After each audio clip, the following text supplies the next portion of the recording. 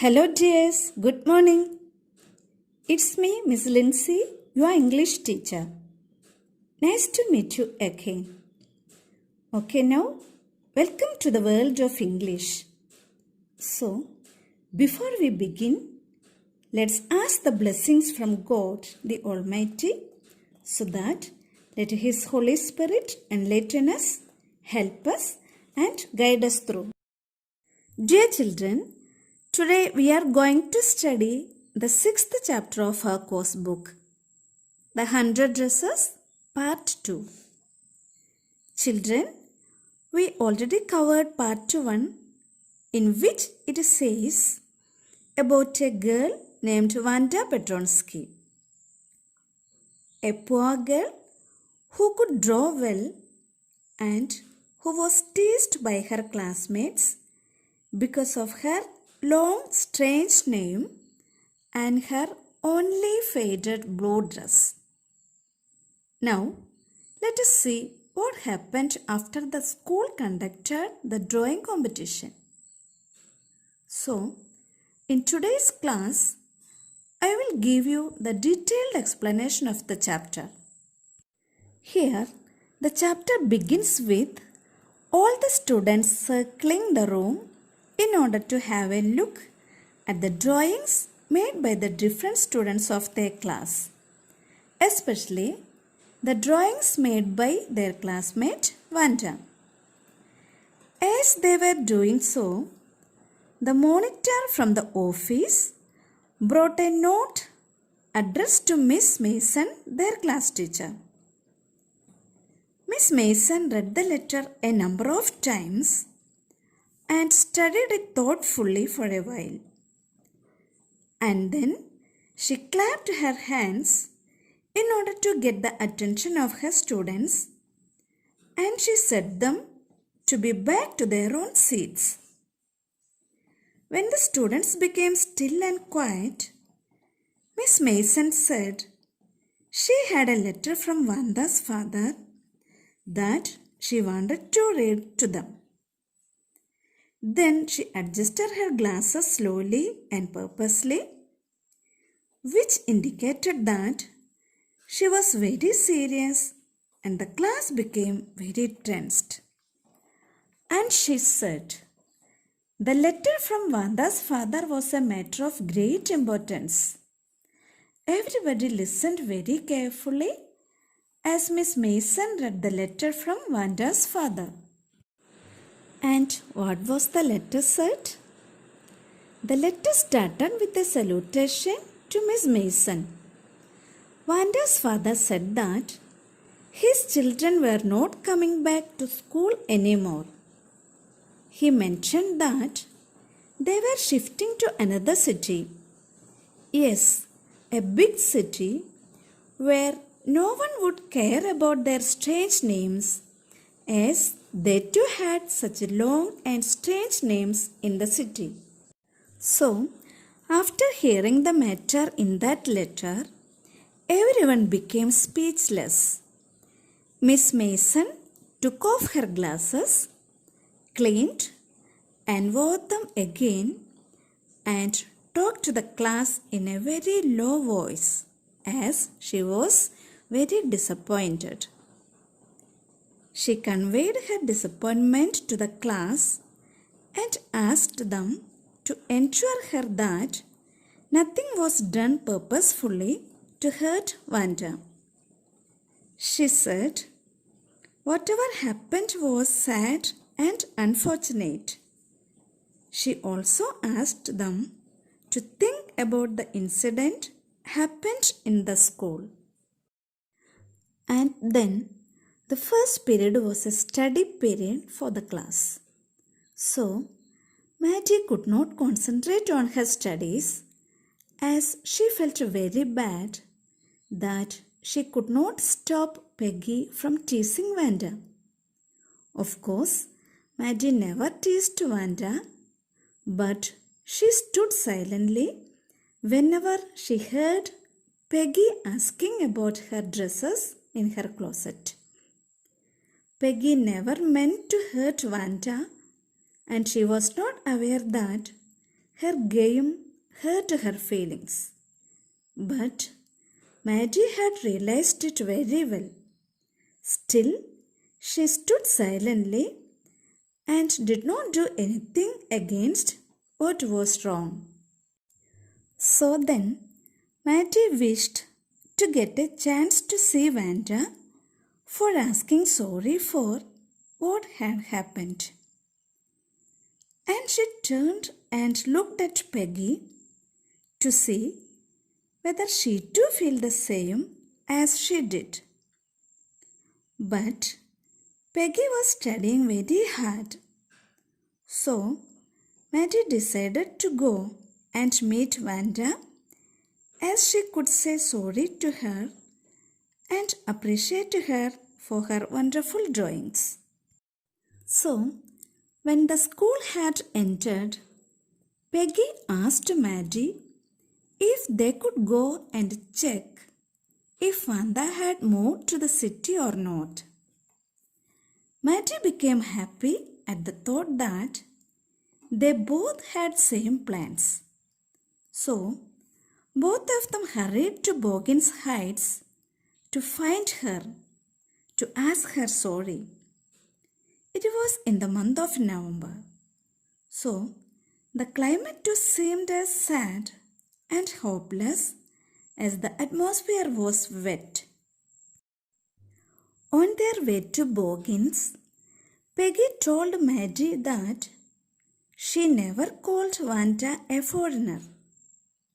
And she said that she never thought Vanda had the sense to think that they were making fun of her. And she admitted that Vanda was a great artist too. But Maddie could not say anything to Peggy as she was thinking deeply whether they would be able to find Vanda and ask her sorry and tried to stop her from moving away from the place. She also thought of conveying her idea to protect Vanda if anyone tried to trouble her in future. And both of them hurried as they wished to reach the place before night. And then they saw a white little house where Vanda lived. The house and its surroundings were very clean, just like Vanda's only one blue dress. There were bunches of grass grew along the path to the little white house. The bunches of grass seemed like thin kittens.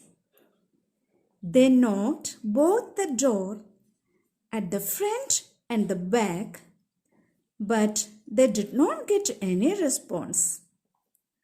And it became very sure that they were gone from the place. On their way back from Boggins, Peggy told Maddie that Vanda got all her ideas for the drawing contest when she asked her about the 100 dresses, and that is the reason Vanda could win the contest.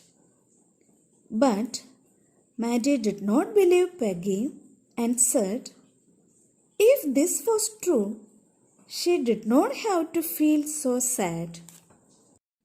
That night, Maddie could not sleep as she was thinking only about Vanda, her little white house, and her faded blue dress.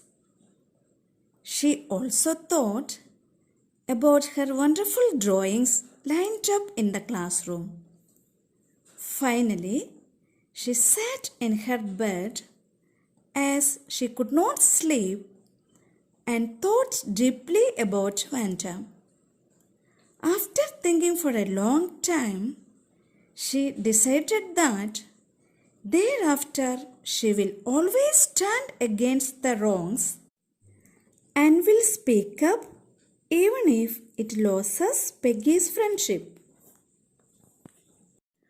On Saturday, Both of them sat together and decided to write a letter to Vanda, telling her about the drawing contest and asking her about the new place where she is living now. They also wanted to ask her sorry, but the letter ended up in a friendly manner and they signed it with lots of love as if they were very good friends. And then they mailed the letter. Days passed and there was no reply from Vanda. But they did not receive the letter back which they mailed to Vanda. Thus, they concluded that it must have reached Vanda. Days rolled on and Peggy began to forget about the whole things. But Maddie used to think over it very often, that a group of girls surrounded Vanda and would ask her about the 100 dresses, and Vanda would say stop, so that all of them could end up ashamed. Now it was Christmas time and there was snow everywhere. They decorated their classrooms with bells and a small tree. That day, Miss Mason told the students that she had received a letter from Vanda. Miss Mason became very happy to receive it because now she can send her the medal which she had won in the drawing contest. Miss Mason read the letter in the class which asked about the wellness of her friends. She also asked Miss Mason to hand over the drawings to Peggy and Maggie. The green dress with red trimming to Peggy and the blue one to Maggie as well. She expressed her love for Miss Mason and winded up the letter by wishing everyone Merry Christmas and also wrote that she missed everyone in room number 13. On the way home from school, Mattie and Peggy held their drawings very carefully. As it was Christmas season, all the houses were decorated. The atmosphere was colorful and joyful. And Maggie realized that Vanda really liked them. She also felt upset on the thought that she would never be able to see Vanda again and ask her sorry. As soon as Maggie reached home, she displayed her drawing on the wall. And the drawing made her room lively and colorful.